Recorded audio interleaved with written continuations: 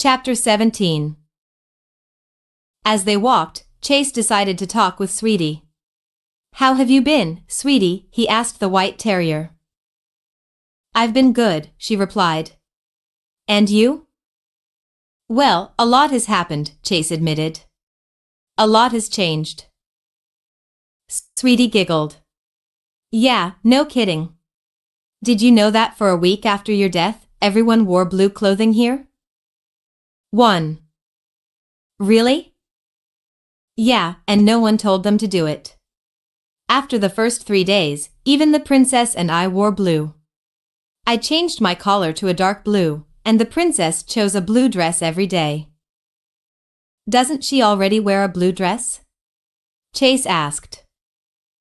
Sweetie shushed him. "Don't say it out loud," she said.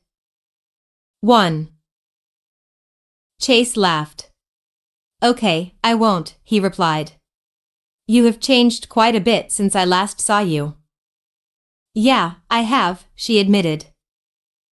"Still after the crown?" Chase asked. No," she said. "It turned out that I never wanted the crown. I just wanted attention. I told the princess after my last attempt, and she decided to make a holiday in my name. Everyone wore shirts with my face on them. Honestly, it was pretty awkward. I asked her to cancel the holiday, and she did. I guess I'm more mature now, but I don't want stuff like that anymore." 1. That's good, Chase said. "So, what do you do now?" "Well, I sometimes help around the kingdom, kind of like my very own Paw Patrol," she said. "Except it's just me. But other than that, I relax or play around the castle." "And she's done an excellent job keeping the city safe," the princess said as she walked up next to them. Now, all 3 of them were behind the rest of the team. "Why don't you show Chase the memorial, Sweetie?" the princess asked as they entered through the front doors. Chase looked at them. "What memorial?" he asked. Sweetie smiled at him. "You're going to love this. Follow me." Sweetie walked off, and Chase followed. Chase made eye contact with Sky before they split ways. Chase gave her a reassuring smile. Sweetie led him up some spiral stairs to one of the main towers of the castle. "So, what did you want to show me?" Chase asked. Sweetie smiled. "You'll see," she said. Sweetie pressed a dark blue button on the side of the wall. From the river below, a column popped out. "Come on," Sweetie said. "Let's get a closer look." She ran down the stairs, and Chase followed her. They exited through the front doors and went to the left side of the bridge. As they watched, the column walls fell back into the water, revealing what was inside it. "Whoa," Chase said. He was looking at a statue of himself, but 5 years younger. The eyes of the figure were of amber, with black stones for the pupils. Despite being underwater, the statue was polished. Its smile was not innocent but not a threat either. The smile radiated confidence, security, and strength as if it was saying, "You are under my protection. I will protect you, no matter the cost." "The statue was a gift to the princess 4 years ago on the date of your death," Sweetie explained. "They built another one for the lookout, but it got destroyed in transportation." "This is remarkable," Chase said, still looking at the statue, "but who made it?" "We don't know," Sweetie confessed. "It appeared on our doorstep with a note." She pincer pulled out the note from her pup pack and dropped it in front of Chase. "We polished it, changed the eyes from stone to amber, and put it here. Every year, we bring it out on the day of your death as a way to show our respect." Chase looked at the note. The note read, "I know the princess was very close to the hero that gave his life to save others. He deserves to be honored. One statue belongs to the princess, and the other to the Paw Patrol. Do as you see fit." "They didn't sign it?" Chase asked. "No," Sweetie said. "Plus, Chase looked at the statue again. Its amber eyes seemed to be judging him. This is a lot to take in, he confessed. Take as long as you need, Sweetie said. Chase looked at her. You really did change, he said. Sweetie shrugged. Wasn't easy, she said. But once I did, I felt better for it. Come on. I bet they're waiting for us to return. Yeah, Chase said. He looked at the statue one more time before turning around and walking with Sweetie to the castle. So, Sweetie said. Can I get a bit personal for a second? Sure. What's between you and Sky? Are you a couple? I always thought you two were perfect for each other. 15. Wait, what? Sweetie giggled. Don't act like you don't like her. I've seen you look at her and how she looks at you. Nothing is happening between us, Chase said. Sweetie said, not convinced. Anyway, thanks. For what? A second chance to clear me with you. Well, everyone deserves a second chance. Even the one who framed you and locked you in a dungeon? Sweetie asked. Chase laughed. Even the one who framed me and locked me in a dungeon. 9. The front doors opened, allowing Chase and Sweetie to enter. They looked around at the ballroom, a large area with a stairway in the wall leading to the second floor. A large chandelier hung from the ceiling over a golden and red throne.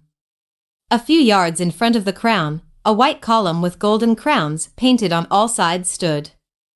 On top of the column was a small red pillow. A golden and red crown was on top of the cushion. Where is everyone? Chase asked. They must be seated already, Sweetie said. This way. Chase noticed that Sweetie didn't even look in the crown's direction. Whether it was on purpose or not, it proved that Sweetie didn't have her attention on it.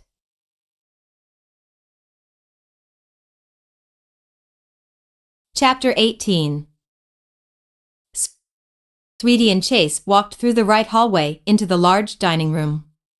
Everyone was seated on both sides of the table, with Rocky, Sky, and Zuma on their side, Marshall, Ryder, the princess, and Rubble on the other side. Chase sat down in an empty seat between Rocky and Sky, and Sweetie sat down between the princess and Rubble. So, what did you think of the statue? The princess asked. I like it, Chase said. I hoped you would, the princess said.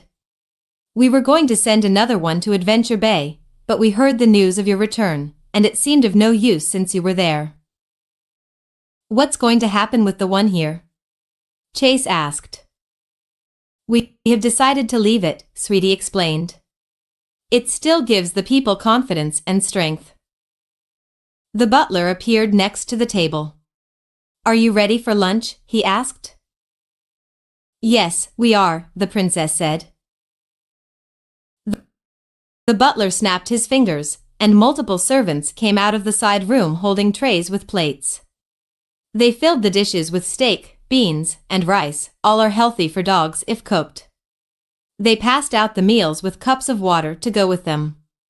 The chefs cut the steak into small pieces, and the water cups were small dog bowls instead of cups to make it easier for the dogs. 17. So, you have to explain to me, the princess said, leaning in closer.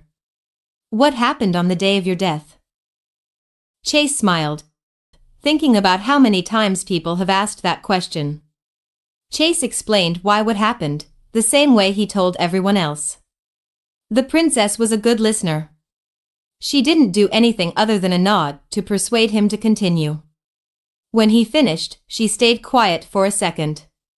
Chase thought her thoughts on him had changed. The princess did something that surprised Chase. She smiled, saying, that story was spectacular. So, the story didn't affect the way you see me? He asked. Why would it? The story proved what I knew all along. That you are a hero, willing to give up your life for others, and the parade was not for nothing. Chase couldn't help but smile. They started talking about what happened in the last 5 years in the Kingdom and Adventure Bay. They all finished their food and stood up. "Thank you for the meal," Ryder said. "My pleasure, the princess. I sincerely hope we can do this more often. But right now, let's all go to the parade. Everyone is waiting for us." The princess led the Paw Patrol back to the ballroom, and they exited through the front doors. "Whoa," Chase said. In a line in front of them, 4 parade floats were ready for them, the first float with gold and light blue. Chase figured that it was for the princess. The second one was red, white, and blue, the colors of the Paw Patrol logo. The logo was in front of the float. The third float was dark blue with Chase's pup tag. Giant blue balloons covered each float. "I will be in the first float," the princess said. "Sweetie, my butler, and the Earl will be with me. Chase and Ryder will go in the back float. The others will go in the middle." "Fine by me," Ryder said. They all got on their floats. "Everyone ready?" the princess asked. Everyone waved, saying yes. The princess signaled the marching band that was in front of them to start marching. The marching band and the floats moved down the streets, music blaring. As they passed the streets, citizens gathered on the sidewalks to cheer and celebrate. Some wore blue shirts with Chase's logo, others held balloons, and others had blue clothing. The wind started to blow a bit stronger. Some balloons began flying away. Chase didn't know how he felt about all of it. He remembered Sweetie telling him it was awkward. Ryder noticed Chase acting strange. "Hey, Chase," he said. "Are you okay?" "Yeah, I'm fine," Chase replied. Ryder wasn't so sure. "Well, how do you feel about all of this?" "Maybe a little bit much," Chase said. "A lot of pressure on me." Ryder laughed. "It is. But I know that you can support all that pressure. I know this is a lot to take in, and you don't feel like you deserve it." Chase looked at him. "How did you know?" Ryder smiled. "You're my very first pup, Chase. I know you. You don't feel like you earned it, do you?" Chase looked down. "I mean, I didn't do much more than what the others did. I left them when they needed me. What kind of leader does that?" The kind that thinks of those he's leading," Ryder said. "You did what you did for them, not for yourself. Saying that it wasn't a brave act would be a lie. You proved that you could make the right decision under pressure." "So you think I was right in leaving?" Chase asked. "I think you were doing the right thing, even if it seemed wrong at the time. A true leader knows how to make hard decisions. And a better hero makes the decisions to help others. This parade was to celebrate both of them, inside of you." Chase thought about it. Ryder was right. Chase didn't leave for himself/he left for the team. He shouldn't feel guilty if he knew he did the right thing. "Thanks, Ryder," Chase said. Ryder hugged him. "Anytime." They let go of each other and continued to wave at the citizens. After a while, Chase started to enjoy the parade until disaster struck. One of the giant blue balloons got loose and started to fly away. Rubble tried to catch the balloon in his mouth. "Rubble, let go me," Chase yelled. "The balloon is too big." "It will." Too late. The wind blew stronger, lifting Rubble off his feet and into the sky.